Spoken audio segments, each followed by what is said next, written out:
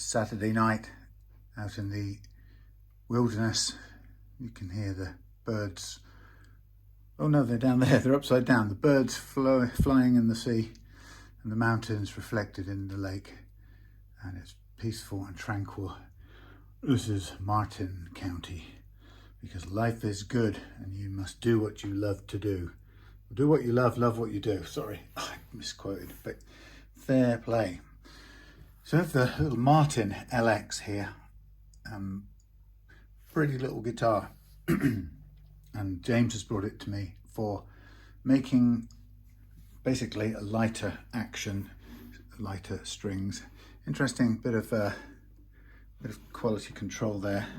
Let me just zoom in for a second. Get a bit closer look. Ta-da! Yes. So in the making of, it lost a bit of its colour somewhere, didn't it? Anyway, so yeah, little LX Martin. It's got a fairly flat back actually, so a little bit similar in sort of dimensions to the Taylor Baby, but the difference being is it doesn't have the slightly bulbous back, and it also has a heel here, which the Baby Taylor doesn't have. And of course, it's just how naive I was a few years ago when I first saw these things. I thought this was the most fantastic quarter sawn wood in the universe, and I saw it come down to the heel and I thought, what absolutely wonderful grain, and I was so thrilled by it. And of course it turns out to be a pretend sort of wood. It's a laminate. And just the other day, in fact, actually there was a post on a Guitar Tech or Luthier's page on Facebook showing one of these that had split just down there.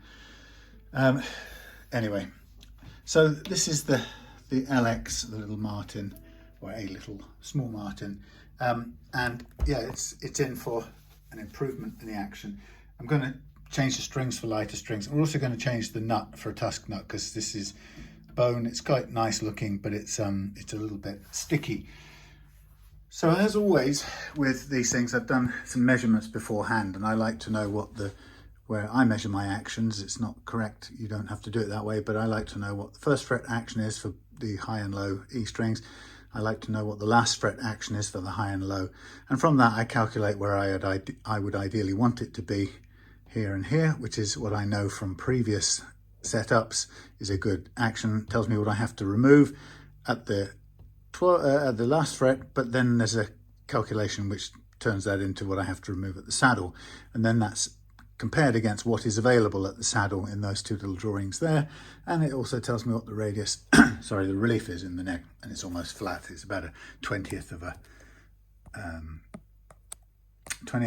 mil. Is practically none, but otherwise this is a sweet guitar. And so it's going to be touch wood, it will be straightforward. So the idea is there's no electrics in it. It's pretty simple and straightforward. We're not going to adjust the relief unless we need to, because it starts out flat. I'm happy for it to be flat. What I'm going to do is I'm going to remove the original nut. We're going to replace it. Now I've got a black nut instead of a white one, and the reason for that excuse me, is that there is no white nut available anywhere in the UK which has the correct dimensions for this. So it's always a game you have to play to find the right the right nut for the job.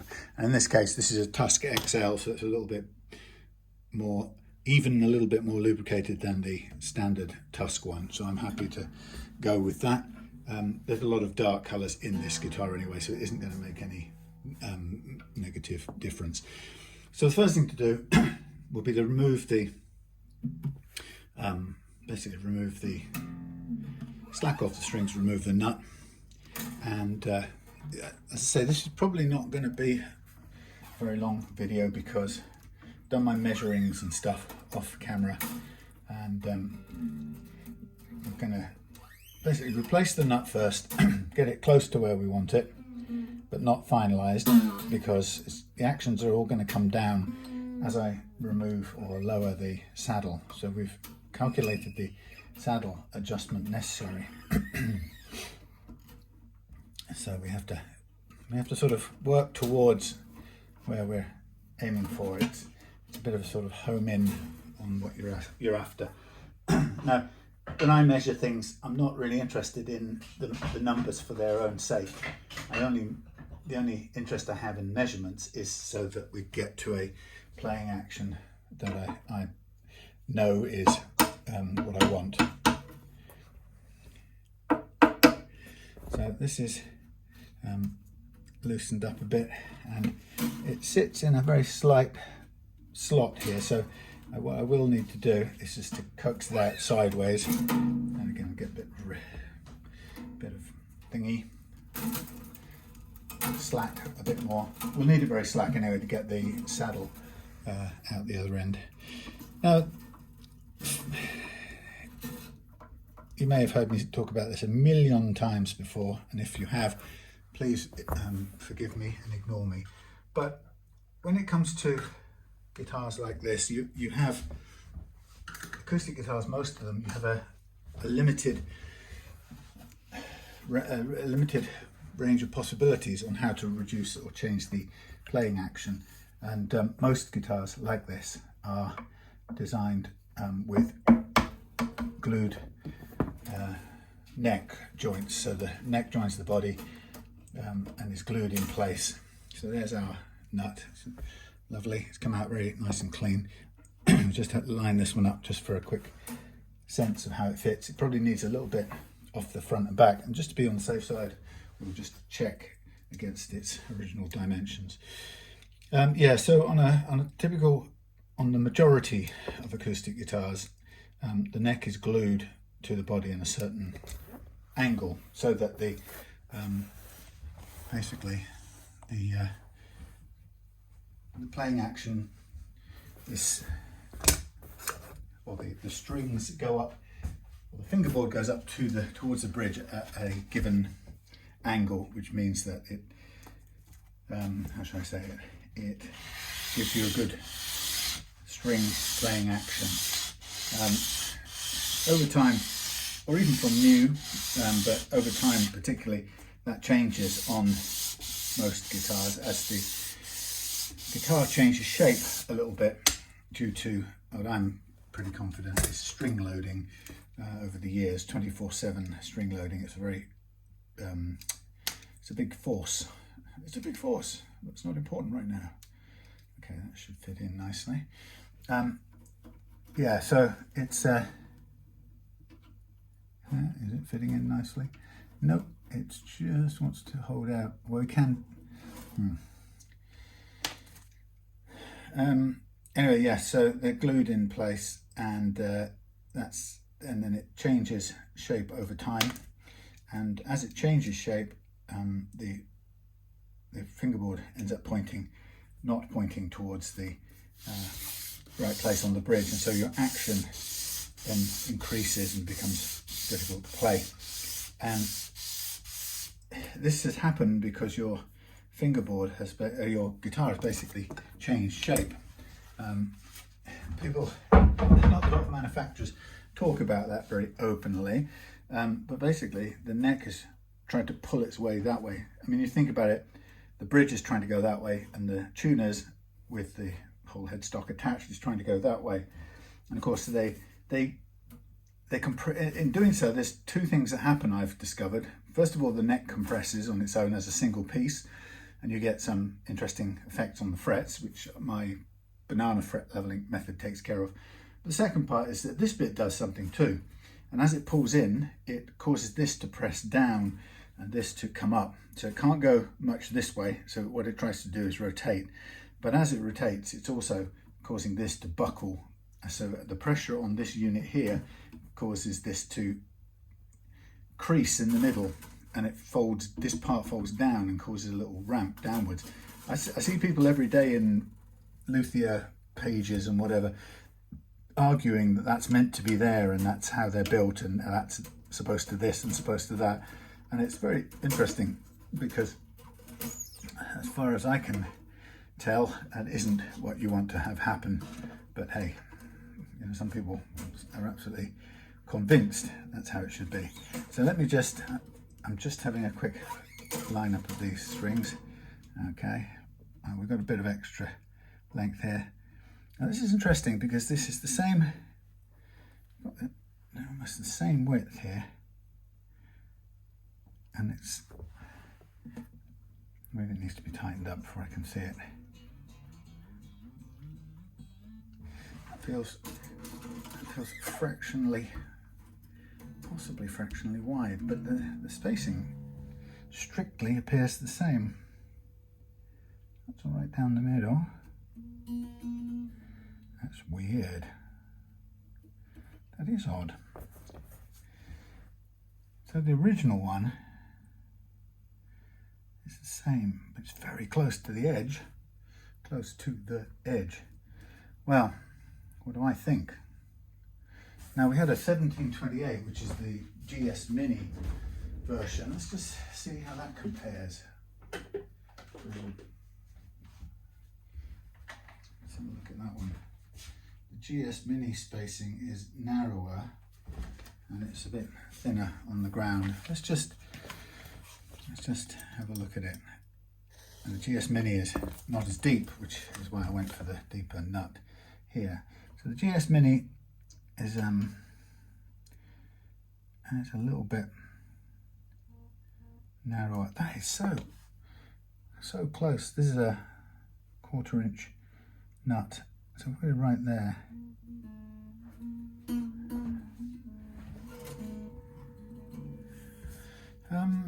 Let's have a look.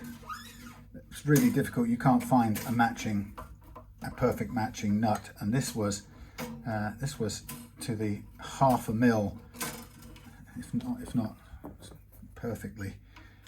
So there's a little gap here, which if we were to use this one, and it's probably a little bit too short as well. We'll see. It's the GS size anyway, GS Mini size. If it fits better, even with a slight gap behind it, we might have to live with it. Let's just try it. The slight slot behind here is, you have to work with, the most important thing is the spacing. The E to E spacing has got to be right. Otherwise you change the feel of the thing. And in this case, there's so little room there. It's too close to the edge for my liking anyway. So the GS Mini one is a quite a good drop in, and it gives us a bit of room on the sides, which this other one doesn't. So I feel a little bit more comfortable with that than the other one. Like I say, it's a very small space behind there, but I'm less worried about that. And you can do all kinds of things. You can put a piece of white plastic in there if it bothers you, but it seats in there beautifully. I'm concerned about the tuning. Of all the nuts, we'll struggle to get one that fits any better than that. That fits better, but it's, I would say, compared to this one, I would say that's too close to, the other one is too close to the edge. These are very slopey bevels, and I don't want this falling off the edge. So, with that in mind, I am going to make the executive decision that this should go like so. We have a tiny bit to remove off this end.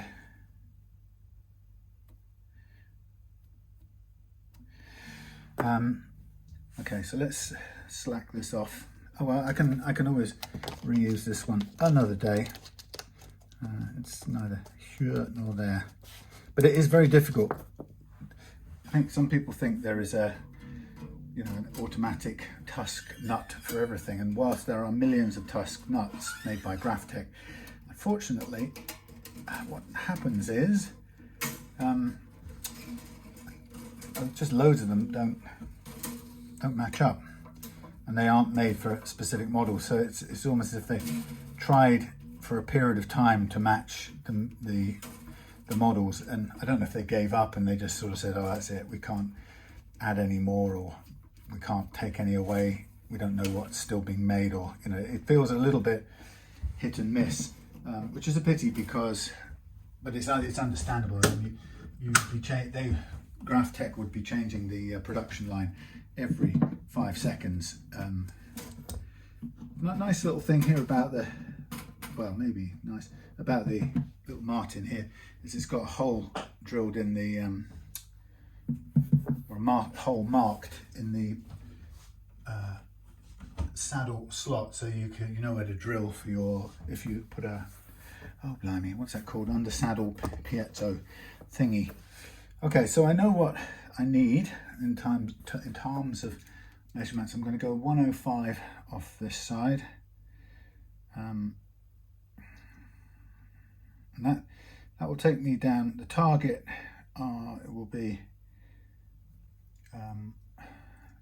be an action of 1.75 on the high E side, so it's only taking a total of 1 mil off here, just over 1 mil. So I'm just going to mark that on there, and then we've got 190 on the other side.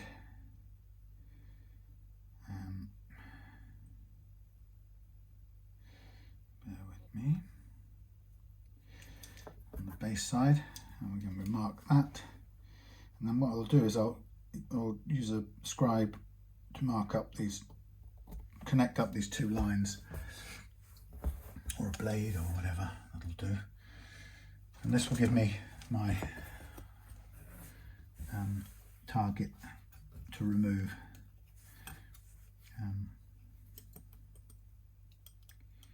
So let's just line this up.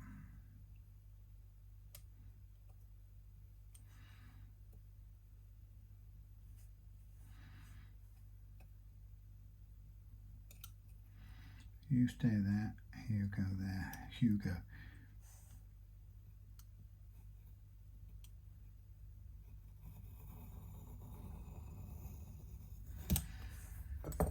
Okay, I'll just do is put a little bit of pencil in that hole, in that, whatever that thing's called. Cut, scrape.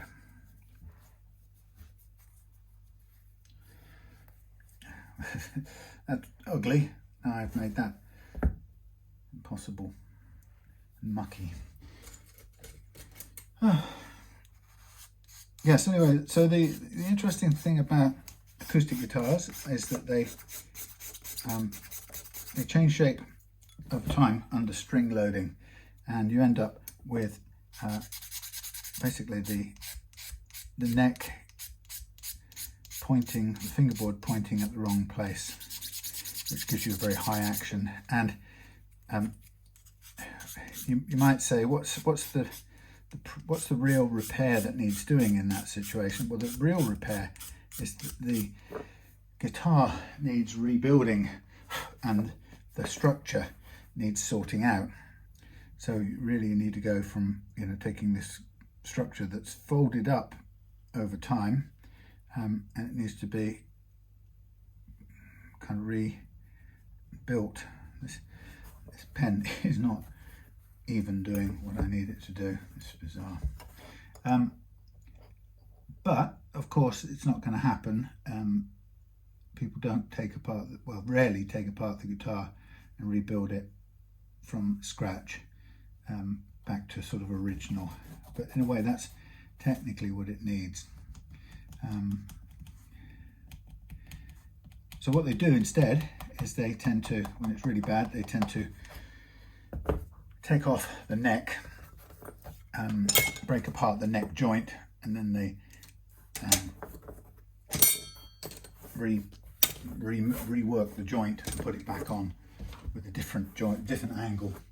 So what I'm going to do quickly is just take this down on the sanding thing, and I'm pretty confident about the amount, but let's just to be on the safe side, I can give myself another insurance by drawing up the thing here, bass, treble side, bass, treble, and I can take a reading at the high and low E position using my micro thingy, whatever this is called. So you go bass E, we go 9, okay, and then we go on the treble E, we go, we get it on any particular notch, we go 7.7, 7.7, so we know we're taking 105 off the top, so that goes 6.7, 6.65. 6.65 is our target on that side, and on this side we're minusing 1.9, which gives us 7.10 as our target there. So we can, while I'm sanding, I can check the sides of here to make sure that we get to the measurement. It's much more accurate than doing it by following the line. Yes, so anyway, so the whole idea about resetting the neck is when people have that done, you get a guitar with a good playing action back, and of course it becomes easier to play, which is a good result. But what it actually still means is that the let me just get this right. Yep. What it means is that while you've improved your playing action again by resetting the neck, you reset the neck and put it back onto a deformed structure, which is okay because that's what people end up living with. So it's not, you can sort of guess that it's not perfectly ideal, but the ideal to rebuild the entire structure is going to be hard work. You might as well build a new guitar from scratch. And anyway, what you rebuilt would be subject to the same forces again, and eventually would, at some point in the future, deform again, unless of course you built in extra bracing. And of course the reason that I build in extra bracing, etc., is because the guitar's strength, the acoustic guitar strength, is anyway always a compromise between, or a balance between, tonal dynamics and strength of the structure, or rigidity stroke heaviness of the structure. And of course musicians want the twinkly, lightest possible tone, and so really what happens is the manufacturers make the guitars with to produce that tone, and they have to be lighter in structure, and of course they can't withstand the forces terribly well, and so over time you inevitably get this deformation, and some people get annoyed at the thought of that. They don't like to think that. They want to blame this rising action, this deformed action or deformation. They want to blame it on things like humidity. 766. So this, first of all, is telling me lies. How can that be telling me a lie? 760. Which way up am I looking? That's why, because I'm looking the wrong way. That's why. Oh. Yeah, so some people like to blame any deformation or any rising action on humidity, and you find that the manufacturers are very keen on doing that as well. They'll always tell you that if it's, if the action's gone terrible, it's not the guitar, it's you, because you didn't keep it humidified. And of course everybody goes off and buys lots of humidifier products and so forth.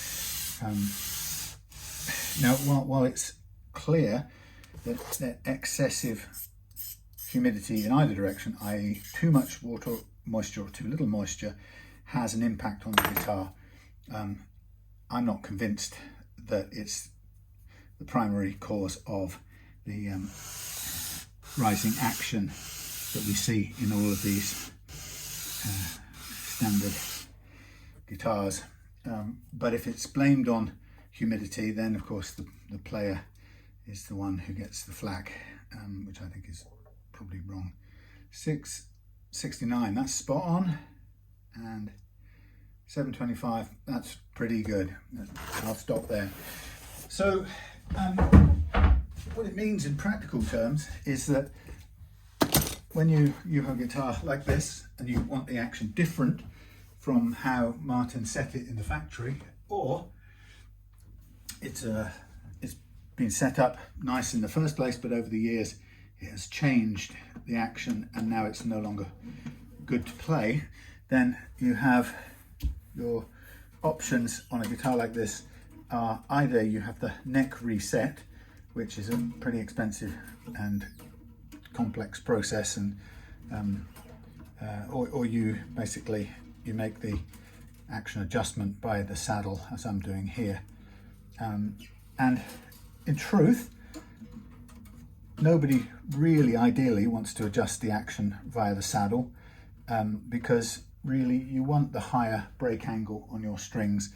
You know, they want to go across the saddle at a higher break angle, and then reducing the saddle to get the better playing action, you obviously take that down a little bit.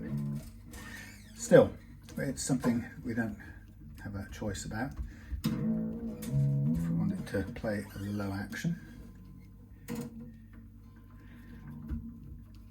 So I'm going to bring this up to pitch and see where we are. Yeah, so the whole thing about, the interesting whole thing about the change in action, the increasing action in acoustic guitars, and it being, in my opinion, primarily down to string loading and the basic inadequacy of the structure, you know, the weakness of structure in favor of tone.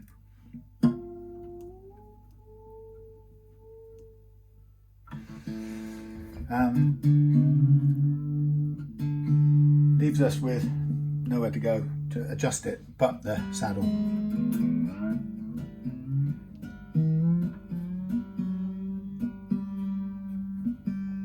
Or if it's an expensive guitar,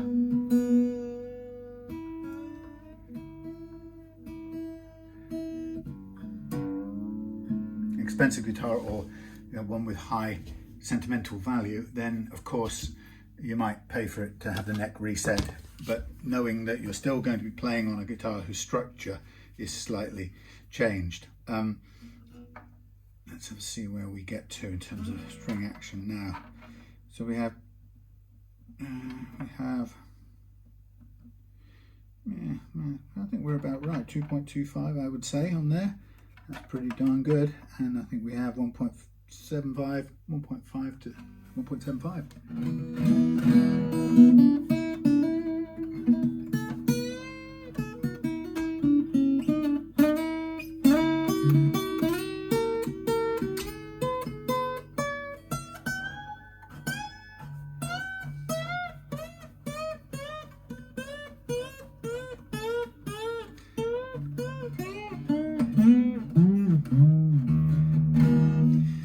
Right, so that's where I wanted it exactly, so that's good. Now we've got a tiny adjustment to do on the nut.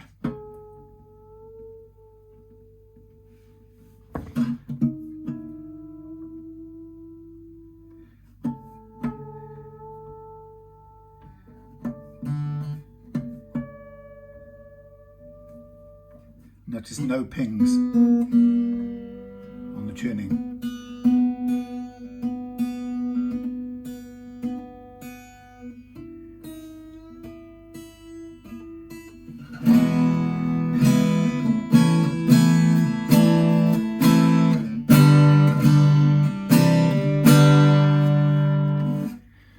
Okay, break angle, it's pretty good. It's at the bottom end of where I would want it, but it's still perfectly playable. I'll show you sort of close up. So the interesting thing about this business about adjusting the playing action on guitars with glued necks, so whether you have a destructive, inverted commas, neck reset on here, which accepts that the shape of the body is slightly deformed, but we accommodate the neck to give it a new angle, or we just do it via here, which is what we've done. I quite often get pointed at a chap called John Miner, I think it is, an Australian fella, who has got a couple of videos on YouTube, and they talk about, he calls it sort of a free neck reset or something like that, and it talks about it in a way that's like, you don't have to go through any of this difficult, crazy stuff. you can do this thing. And what let's see if I can draw it out. What it's interesting what he recommends. He talks about his thing is all done by steam, which is interesting. So he basically recommends that you basically get, and maybe I can show it here, you introduce steam into here, you get towel blocking off this half of it, but you let the steam build up here, and you clamp this, and you basically clamp the neck with a straight edge down it, and then you set it up so that you can basically bend this neck basically back up to where it's pointing, because what happens is when it becomes unplayable, the neck ends up pointing well below the bridge. So if we look at it like this, when it becomes unplayable, the neck sort of points downwards, or the fingerboard points downwards. And what's really happened actually is your guitar's gone like that, believe it or not. And you get a sort of dip here, and actually if that's your fingerboard sort of goes down into that dip as well, which is odd because it's going up here, and it's sort of from about here it's going down because the sound hole, which is about here, is weak and it deflects in. So anyway, what happens is when you get a neck reset, let's forget the steam one for a minute, but a standard neck reset leaves this pretty much as it is. And what it will do is it will say, okay, look, at the moment this fingerboard is not pointing anywhere near the bridge, which is, let's say, over here. And so what we need to do is we need to raise that up. So what they'll do is that they will cut away some of this material here, and then what happens is you'll get the fingerboard will be repositioned more like that, in that direction, lining up to the correct level on the bridge. Have I done that the right way? I've probably taken it from the wrong end. If you took it from there, it would tip down even further. Idiot. It's the other way around. So that's what they do. They go, let's take a sliver out of here like so. And in that coming down into there, the neck goes up and points at the right place. That's what I meant. Anyway, but you're still left with this deformed shape. Now what happens is the Mr. Miner's method, let's take our very crude drawing still, say our deformed guitar. It looks like so, with that little bit of a deflection at the sound hole, like so. It's probably not quite like that, but anyway. Now what he suggests is that you introduce steam all around here, which softens all of that up, and then what you do is you put a flat edge, really chunky flat edge, take something like a spirit level, one of those big heavy things, and you put it across there like so, and then you clamp it, maybe a block under there like so, and you clamp it, and actually no, it's not like that. You clamp it against, that's on a board, that's right. So you clamp the other part there, and you pull that down into there, and basically this end goes down and this end comes up. And obviously what it will also do is it will rotate this bit here, so it will force that back into a more vertical position, with all that steam going on. Do you get my bit of drifting? Now that sounds good, and this is resonating with my voice. Yeah, it sounds good, and he claims it works, and he's very confident about it. And other people have commented on the long thread from several years ago. Several years ago. Several years ago. And, trying to make it resonate. And according to him, it works. Now, just on its own merits, it doesn't show it working convincingly on his two videos, which are sort of, if I remember when I saw them, they look incomplete and they don't really stand up as convincing evidence. And of course, the people who've bent their guitars back into shape, of course, you know, it'll appear to work, and so they'll come and make a comment and then go away. I don't see any follow-ups after several years saying this is great, it's still held and it's beautiful and whatever. And when I looked at this and I critiqued this, people sort of said, well, they bend wood with steam, don't they? And can you see the fatal flaw in that thinking, just for a minute, right? Think about what's happening there. If we introduce steam into here and everything softens up, what softens up? Well, the wood softens up, yeah, definitely, but the glue softens up here, and the glue softens up in the little purfling. No, what's that thing? You know, the little things that hold the structure together, and the braces, right? So all the glue holding this structure together softens, and what happens, and including this top here will soften a bit, and this bit will here soften a bit. The heel won't soften that much, of course, but anyway. So what we know is if all of this gets a little bit softened up, including the glue, we know that force clamping here will bend this neck, or towards the end, it will bend the neck down, and it will possibly pull this back into a bit more of a shape that it was in. But we don't know. It could actually pull the glue apart slightly. For all we know, it might achieve what it's achieving by sliding surfaces across each other when the glue's melted. I don't know, but we know that overall we forced it back into a better angle, and of course then our playing action seems to reduce, and it's a great outcome and we're happy. But this argument kept there was this thing kept in my head that kept saying, we bend wood, don't we? Right? We bend wood, don't we? And yes, we do bend wood. And if you think about it, when somebody bends some plywood to make a chair, and they do those couple of bends like that, and it's plywood with lots of different layers, let's say, and they bend it and form it in a thing, and they bend it and it takes that shape and it stays in that shape, which is great, because then they put a seat on top of it and you sit on it, and the weight goes down there, and this curve takes the weight, and that takes your weight, and it stays where it is because you bent it into a curve, and the laminate keeps it in shape, as well as the bent shape. But the point is that that's bent ply, and the load isn't really taken by the bending, it's taken by the structure. So you bent it into that shape. If you look at this, the structure here, you've got basically a box structure which has been glued in a very, I don't know how to describe it.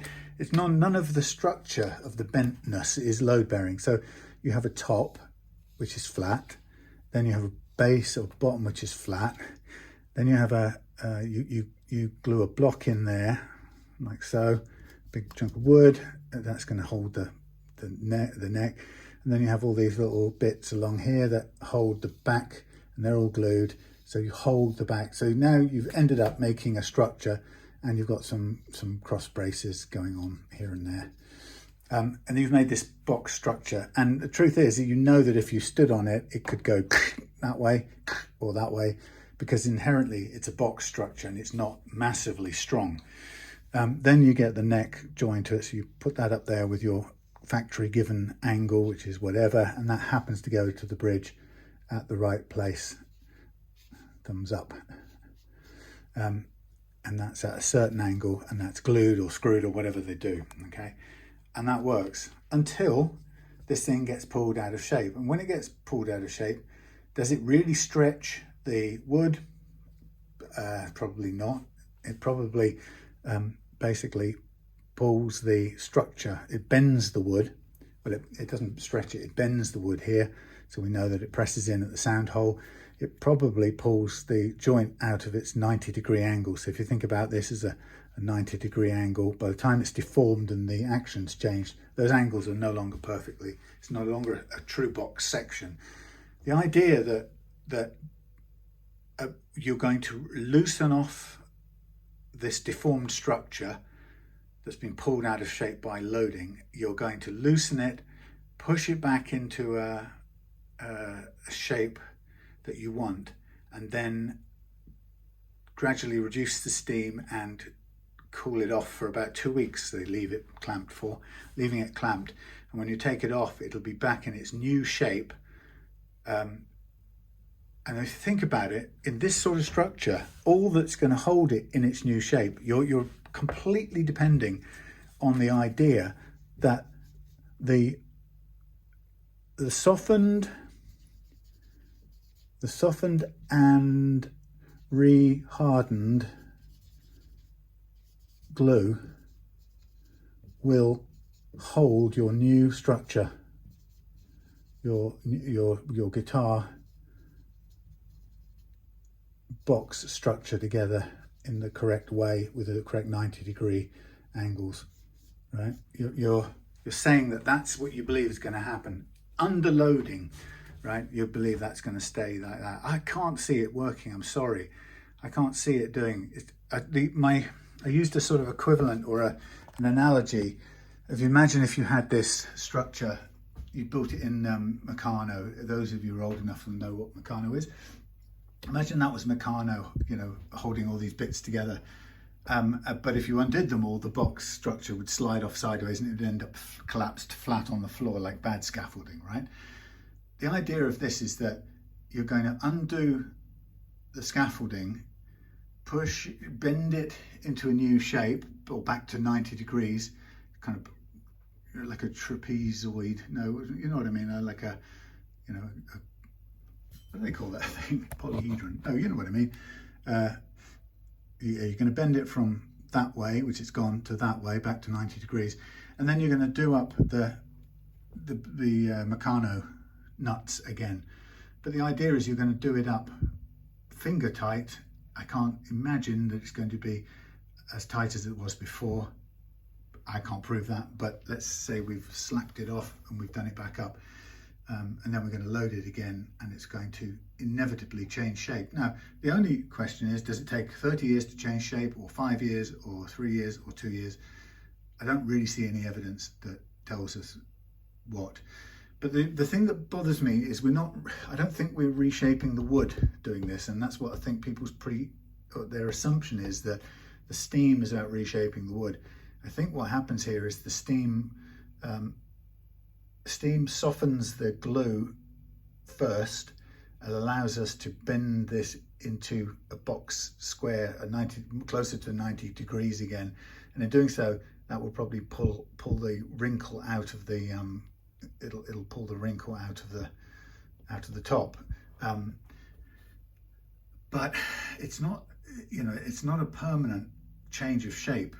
You know, I guess there's a reason why, you know, when they built ships in the 15th century, you know, they used to go and they used to look for these huge great oak trees in Britain when they made ships, and then they would come down, they would go and they'd find a bough that went like that from the bottom of this huge oak tree, and off it went. Massive, great thing. I know it looks like a cactus, but that would be your oak tree. And the shipwrights and the Navy would know and go. They would know where all these boughs were, and they would cut from these boughs the pieces they needed for their ship.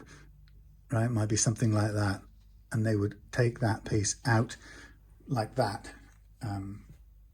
They'd fell the tree and they'd take out the piece they need, and that piece would then become a structural piece in the ship. They didn't take a single piece of wood and bend it to make the angle they wanted. They'd take the natural growing stuff because it was infinitely stronger than trying to construct it into that shape. Anyway, it's just a bit of an aside. But anyway, so I'm not convinced on the Mr. Miner's method, and I'm not casting any aspersions on him as an individual. I don't know him at all, and I haven't looked that far into any other things he may or may not have written about it. But I'm not hugely convinced, and I'm not going to try it on somebody's guitar.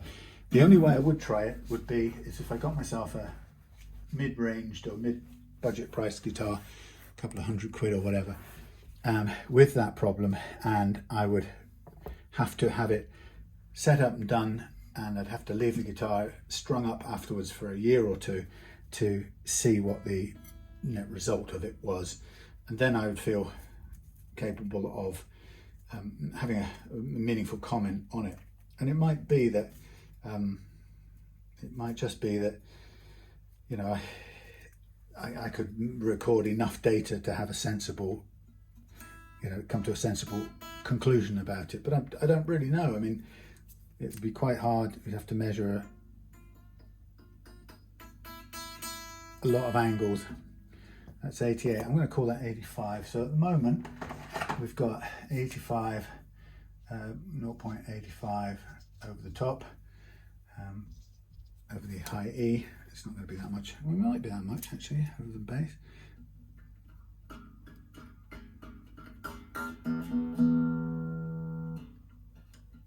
It's actually a bit more. Let's call it 90 on the low E. So we're going to need to minus what do we call it? 85 minus 0.5 on that side, and we're going to need to minus 0.6 on the bass side, or 0.5 to 0.6. 5 to 0.6 on the bass side. So what I prefer to do is, rather than cut the nut slots down very deeply, I would rather at this point now slacken the strings off once again. This is why, by the way, I always like to put on new strings once the setup is done. But I'll take the strings off here, slacken them off.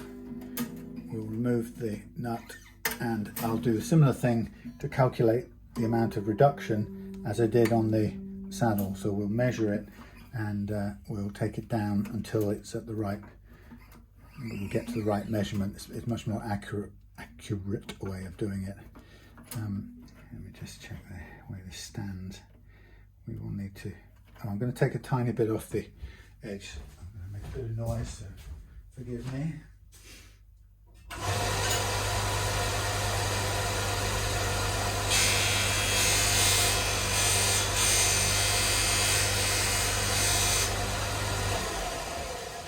Tiny bit off that side. Soften it up. Smooth it out on this one.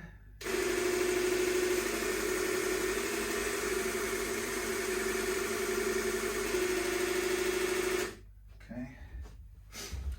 And then we'll round it off on a piece of sandpaper here, so we don't have sharp edges. Yeah, so I would do that experiment if I had the time and, you know, spare guitar to do it, and like I say, leave it for what would have to be a period of at least a year just to follow it up and see what changes occur. Okay, so just back to our diagrams again, but get rid of that. So we are going 0.5 and 0.6, I said, 0.5 and 0.6. So what we've got is we've got a nut, and we've got a measurement at the low E slot and a measurement at the high E slot, and it's going to be minus 0.5 and minus 0.6. So if I just measure the high E slot, 795 here, 7.95, and if we measure the low E slot, we've got 7.5. Now we're going to take, let's say we'll take 0.5 off each of them, 0.5 off there and minus 0.5 there. We then come to 7.45 is our target after sanding, and here we come to 7.0 as our target.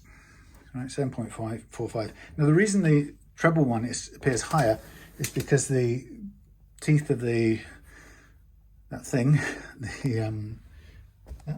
that we call digital caliper, they don't go as far into the treble one as they go into the bass one. So that's the only reason it appears to be a higher action at the treble side. So I'm going to now set about removing the underside here, and we want to do it in such a way that we get, where are we? There we are. we want to keep a close eye on measuring for those two distances. Now I'm not going to draw a 0.5 mark on here, it's a bit pointless. I'm just going to hand sand and push down equally, I hope, on both sides, and then keep an eye on the right angle of the base at the bottom, and then I'm going to check the measurements here. So we go to here and we get 7.68, so not quite there. Here we go 7.23, so a little bit more. And again, like I say, the most important thing is to do it, but keep the whole thing square 90 degrees, and that's just a matter of experience and skill of using the block. 7.19 and 7.5, so we're 0.5 off there, and we are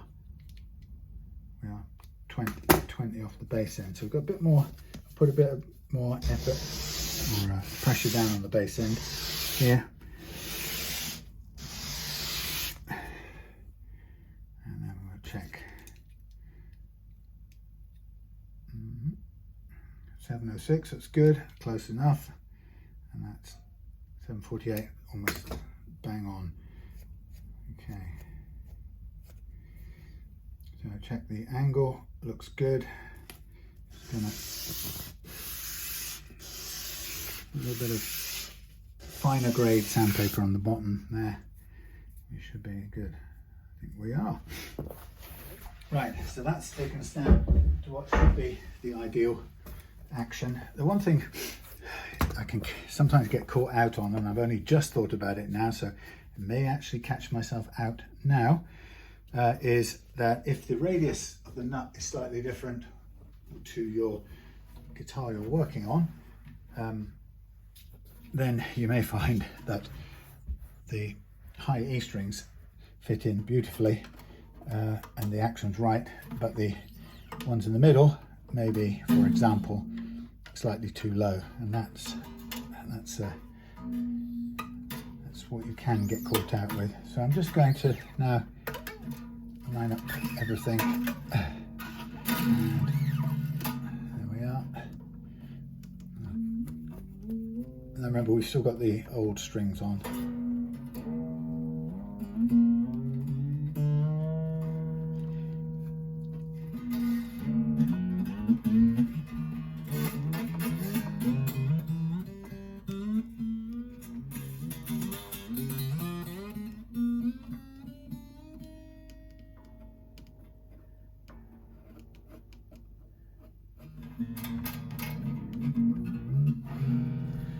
Just get the trim on close.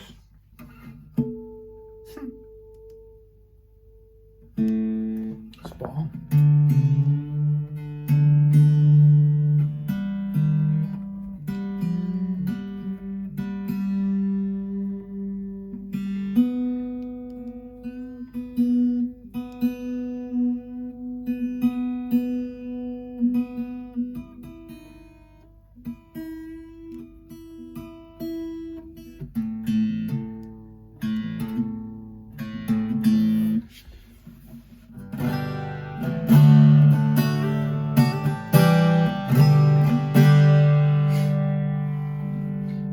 Happy with that. So what I want to do, this is where it's never easy. I'm now going to take these off again, and I'm going to pull off all but the middle two.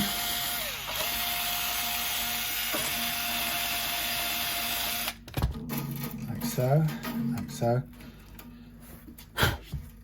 And I'm going to put a tiny dab of glue onto the nut.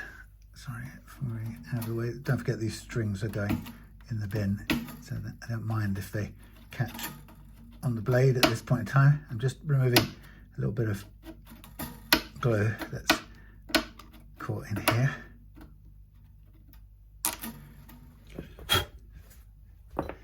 Okay, so we'll have a little bit of glue on here, line it up in there, and problem is, let's take out these outside two altogether for a minute, so they're not in the way. The same with these outer two. Don't mind that. Yeah, so I would be very keen to do a long-term test on the Mr. Miner's method. As I say, not because I particularly even doubt the man or have any reason to find fault in his method. I just, you know, I'm not going to, absolutely wouldn't go near trying that on somebody's guitar without being completely confident in my own mind and from my own experiments of its long-term efficacy. As you would imagine, it would be, I've never liked adding steam to guitars. You know, people often say, "Oh, I've got a dodgy truss rod. Could you you know, steam off the neck, sorry, off the fingerboard and replace it?" And I would say that is a horrendous undertaking. And lots of videos show people doing it, and it looks like a easy peasy. And you know, once in a while, you probably will get it to come off easy peasy, but as many times as not, you're going to find it puts up a huge struggle, and you end up with stuff, you know, going wrong everywhere. So, you know, glue, heat, and moisture do not fit very well with do not sit very well with wood and glue. I just think it's a dodgy combination. And like I said, I've done experiments on scrap necks to take off the fingerboard, and it's can be a nightmare just not doing it.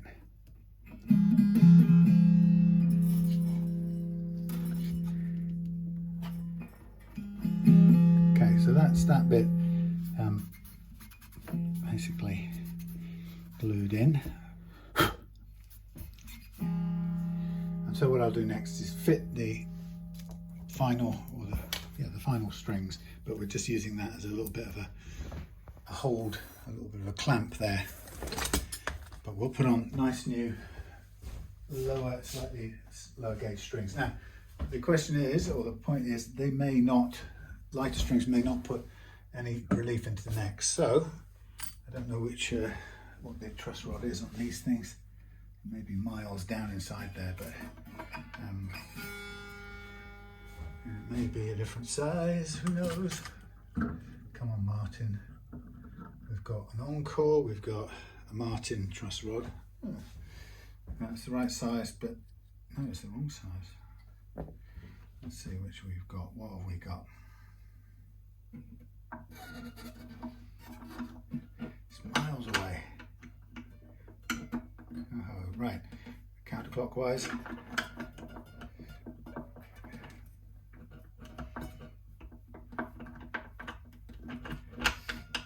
Come on, counterclockwise. So I've done a little bit of counterclockwizing, just to give it a little bit more relief if we're going to lighter gauge strings, which I'm going to do. So off with the old strings, and we'll get some fresh oil onto the fingerboard. Just put the lid on that. Yeah, so we'll, if I ever come across the right guitar or have a bit of spare money to buy something in the right condition, which I don't have hanging about, but then I would be more than happy to try it. I say that, I'm not being honest. I'm not more than happy to try it. I sort of am curious to try it, but like I said, I have an instinctive dislike of putting steam and wood together, and glue. It's sort of, yeah, it doesn't feel good to me, but anyway. So I'm grateful to the people who fairly regularly or occasionally send me a thing showing what Mr. Miner has done. I'm probably not going to try it for a while, and you know, my sort of take has been recently is go with if you can go with the brands of guitar that have built-in adjustability, and Taylor is one of them. They made obviously they made their ranges with a double shim method for adjusting the playing of the neck angle. And the great thing about that is that it means that from new, someone like me can make that initial adjustment so that you have the ideal action for your preferred action from the absolute get-go. And then also later on, usually there's at least one or possibly two goes at depending on, you know, the way it's changed or something, you know, whatever. There's usually an option or a chance to reset it again should you find it moving and the action becoming difficult again. So there's a bit of future proofing, and I wouldn't say it's kind of forever future proofing, because I think that eventually you run out of the shim settings. I mean, I've on a couple of used Taylors, people have sent to me that they've bought secondhand, maybe 2, 3, 4 years old, not hugely old, but I found that when I've come to make the adjustments to get to this sort of playing action, it turns out that I've had to use the maximum heel shim and the corresponding fingerboard extension shim to get the adjustment. And of course, I give it back to them with a very nice playing action, and obviously without any reduction on the saddle, because that's the good part of doing it that way. And they get back a great playing action, but I have to be straight with them and say that there's no future scope in that case. In that particular case, there was no future scope for reduction anymore, because I'd already used the maximum shim value to get. Now, of course, it was a beautifully low action, and onwards from there, small changes of playability or small increases in the action it wouldn't be a total disaster, because it would still be more playable than most. But you know, technically we would be, you know, at a point where there was no further improvement I could make. So it's definitely worth thinking that there's no guitar, or few guitars, that will be immune from that, unless of course you do something like you buy something like an emerald carbon fiber acoustic, which apparently doesn't change at all, which I can sort of believe it.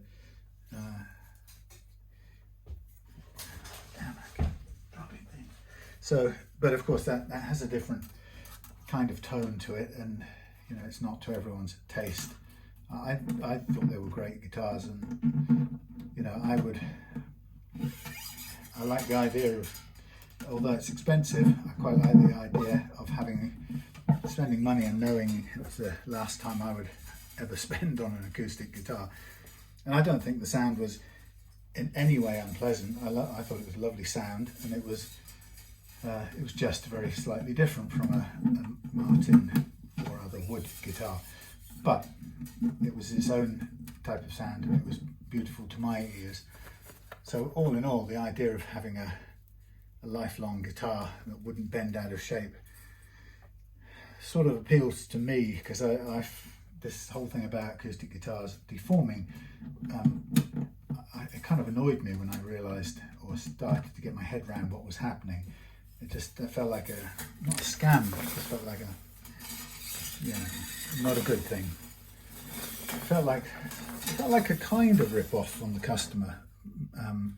Now, just let's go down to setting or putting these strings on. So here is what I do when I restring a guitar, and I tend to, if I've just put the neck on, the nut on, I probably load the middle 2 strings first, so that we keep the pressure on the middle and keep it so it isn't tending to pull either way. So I pull it taut, and then I pull back a fret's worth, and I use my wrong one. Wind it on, and I hold on to this held string, and I make sure it's under tension, but I direct it over this loose string as it comes round, and then I push it under the loose string, and to help I yank up the loose string, and I then let it coil under the loose string there. Once that comes round and it's there, it's probably just as easy there to cut it off absolutely flush there, so there's no spiky things waiting to draw blood, which is nice, especially for guitar techs like me. And then I do the G, and again, as I'm doing it, I'm making sure that the pegs are in the right place. Now obviously for the G I'm going to have to move a little bit and come to this other side with the screwdriver. There we go, over the held one, hold it down, pull that one up, keep this one under tension at all times, drive it underneath the loose one, and as it comes round, settle it in its slot, and then we can get rid of the excess like so. And that's how we do it. That's how I do it. This puts about the minimum amount on as you need. Always 1 full fret's worth. Don't be tempted to go less on the plain strings, because sometimes if you go less, anything less than 1 fret's worth, you risk them sliding off under extreme tension when you first load it. So all the way through, hold it on the first fret, pull it back a whole fret, and it goes. Hold it backwards. If it jumps like that, go backwards, hold it over the loose one, under the loose one as the loose one comes round, and into its slot. And then once we've done this, we'll take care of the slack in the strings. So some of you may have heard me say millions of times, but forgive me if you have heard it, I'm repeating myself and boring you. But your tuning stability, how well your guitar plays in tune and stays in tune, particularly stays in tune, is now a factor of 2 things, and neither of them are the tuners, which can be a surprise to some people. So your tuning stability is down to the material your nut is made of, and how well cut the slots are, and getting the perfect first fret action. That's half of the tuning stability equation, and the other half of the equation is stretching out the slack in your new strings. And you have to do both of them to get this to work. You can't do only one.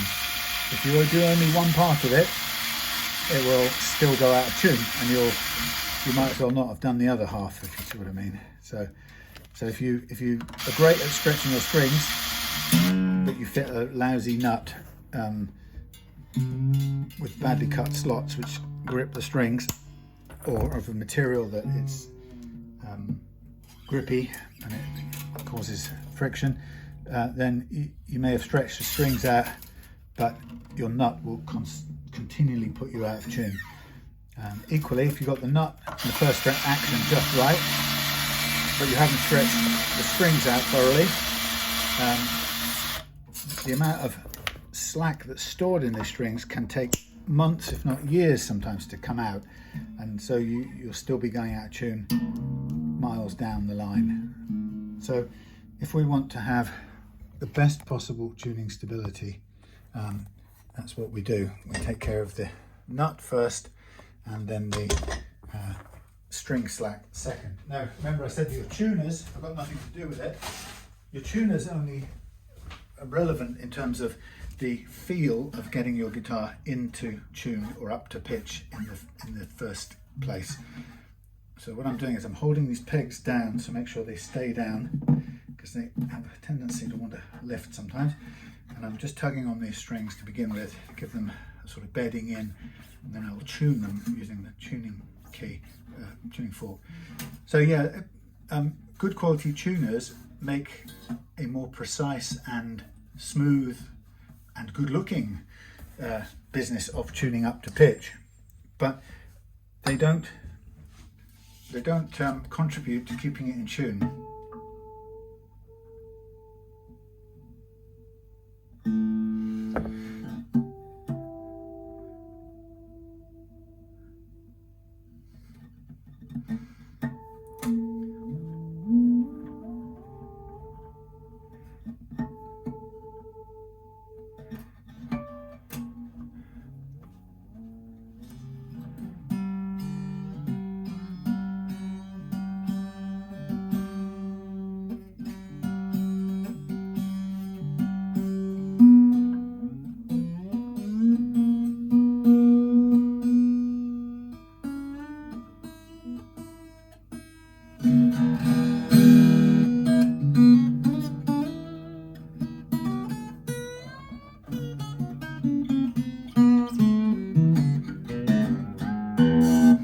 Now let me just check the relief here.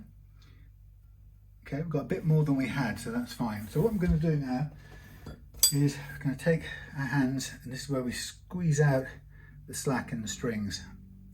So I'd recommend you grab fingers and thumbs and push the strings against the fingers and thumbs only. So you're not pulling too much sideways or stressing it out over the saddle or the nut, but you're using your fingers and thumbs to apply the pressure, and that will stretch out, or it will pull out most of the slack that you've got on your string. And once you've done that, you'll hear it will have detuned a lot, and that detuning will have come out, if you hadn't done it manually, that would have come out bit by bit on every string over an endless number of solos or performances or whatever.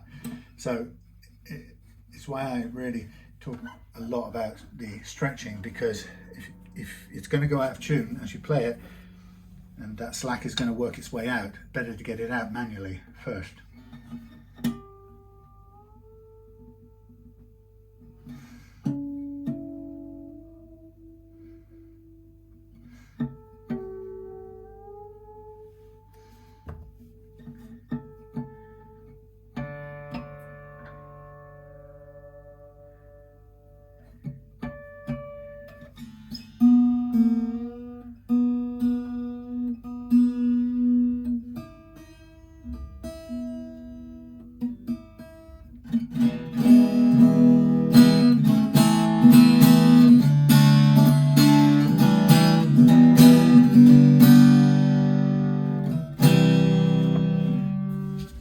Checking the pegs at the other end, making sure they're all down and in, and then we'll stretch it again one more time. Obviously these are now 1047, so when you're up at the thin end at the 10 gauge, be careful, because you don't want to snap that, especially if you haven't got another set handy, and I have broken them in the past doing this. It's just, you will occasionally, and you may occasionally break a string, and it's just the way it is. Sometimes they're slightly flawed, faulty, and they just give up when you're doing the stretching. But it's a good practice that if you really want your guitars to stay in tune, when you put them on the peg or in the back in the case or whatever, and you want to take it out again and it be in tune, this is what you do.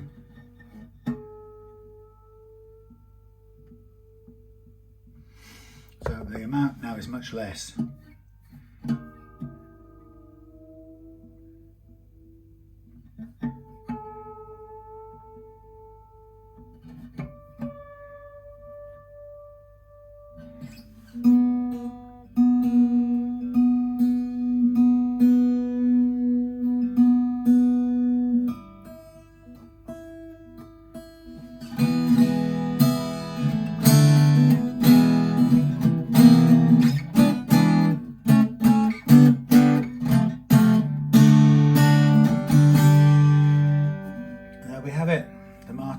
With a lovely low action, new strings, new nut, small gap there, but that's the way it's going to have to be.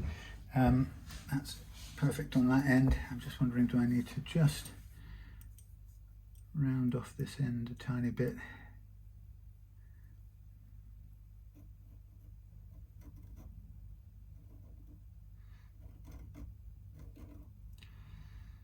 Sometimes you just get this little tiny lip on one side that's really hard to get when you're doing it on the machine. You know, if you really don't want to go too far, because that leaves you with an overhang, which is really mighty annoying. So sometimes you have to kind of leave it to this sort of manual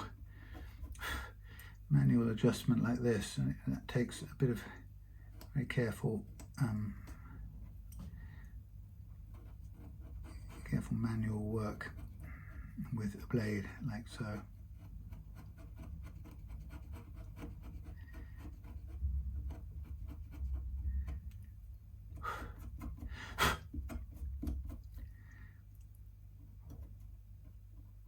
Anyway, so that's that. I shall get away, and thank you for watching. And remember, if you're thinking of buying an acoustic guitar, rules of this game are, honestly, please don't buy one without going and getting your hands on it. Now, I know that's a pain, you know, and I know that sort of rules out an awful lot of possible eBay purchases, which can be a real annoyance, because you might want a whole range of good stuff to, you know, as options for you. But don't buy a guitar, an acoustic guitar, unless either you've got your hands on it and you can feel the action. That's the most important thing. If you can't get your hands on it and you're still completely convinced that this thing is for you, then I would recommend that you get good at asking the seller for a whole set of information. So you need to see, I'll give you an example. You need to see shots. Where's my pretend camera? Let's imagine. Oh look, let's use this thing here. So if you can't get to handle the camera, what you need to know is, you need to know what the action around about here is, and you need to know what the state of the saddle is. So you want your well, I guess you can see it through the eyes.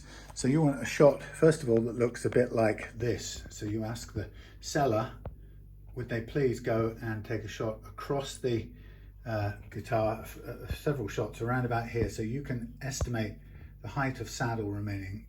That's the first thing. And the second thing you want to be able to ascertain, which is why the low down view, is the amount of break angle over the saddle at the peg end. Okay, that will tell you the scope you've got for a standard glued neck joint. That's your scope for action adjustment. So that's why it's so vital that you ask for pictures of that and get it from the side, from whatever angle can show you the height or the amount of saddle remaining above the wood of the bridge for each string, and ideally the break angle of each of the strings. So, you know, maybe one focused on the back string if you can be specific, and then one you can probably see it's the high E that's the one that runs out first. So you need that, and then what you want is a shot like this, taken from about where the neck joins the body. And if you're feeling cheeky, get them to place a millimeter string action gauge against it and do something like that, either at the end if that's how you like to work, or if, like me, or if you prefer to do it at the 12th fret, get an idea of what it is at the 12th fret. That will give you a good idea. If you could also get a shot of the nut as well, if they haven't given you one, and you can ascertain from that, looking at the shadows and the gaps, you can get a fairly good idea from angles like this of the type of height of the strings over the first fret. Now, ideally, you want them too high, if anything, when you're buying a guitar, because you can always take them down. What you don't want them is, you know, touching there, because you're going to have to put a new nut on. You might want to do that anyway. I would, but you just have to be conscious of that. So those kinds of shots you need to get good at asking a seller for, and if if they're not willing to give you that, most of the sellers know that you're looking to find out what the action is as it joins the strings or the neck joins the body, and they also know that you're looking to see how far the saddle has already been sanded down and whether there's any further scope for reduction. If there isn't, you're going to walk away from it. So the ones who are reluctant to do those photographs don't want you to see that the action's a mile high here and this saddle is already down practically level with the thing. So walk away. But ask for those types of shots. If they don't give them to you, or they're not supplied and they won't give them to you, walk away anyway. But ideally, if you can go out and actually get your hands on the guitar, much better. And if you're feeling really nervous about it, then you could do far worse than buying from one of the big retailers up in London, for example, because if you get the guitar that isn't ideal for you, or the action just can't be adjusted from the get-go once you've received it from the shop, and it's too high and there's no scope for reducing the action here, for example, or no matter how much you take this down, you still can't get a decent action, then at least you can go straight back to them and demand a refund or a replacement or an alternative. So I would say buy from online if you must. I'd better to go and get your hands on one, ascertain those playing actions and the scope for action improvement for yourself up close. If you can't, then request pictures that allow you to do it, and those I've described. And then if you're still nervous, then go for the big retailer purchases, because if you do that, you will at least have a recourse and be able to go back to them and say, look, I'm not happy with the action on here, I'm going to send it back for a refund. And they tend to be very, very good, because they've got a reputation to protect, and they tend to be very good at making sure they keep you happy. And I know customers who, they buy a guitar, they get Andertons or guitars and keyboards or guitar, send it to me, and I look at it and go, look, there's no scope for action. They send it back, they send another one. I go, no, this one's got a crack here. They send it back, get another one, and it goes on sometimes. And the companies will just do it because they have to get you happy as a customer. They can't afford you to be, having a bad deal with them. So they will go to a long way to get you satisfied with the purchase. Unlike a private sale, because usually if you get a private sale, and you find something wrong with it, that the the seller hasn't either not quite mentioned, or it was obscured or not clear, it's all too easy. That gets unpleasant at that point. You don't want to be in that situation. Anyway, look at that. I got through a whole short setup without talking too much about the crazy state of world affairs, but you may think you've been saved that this time, but you may not be saved on the next one. Anyway, thank you very much for watching. Hope you enjoy the new action, James, and I'll see you soon.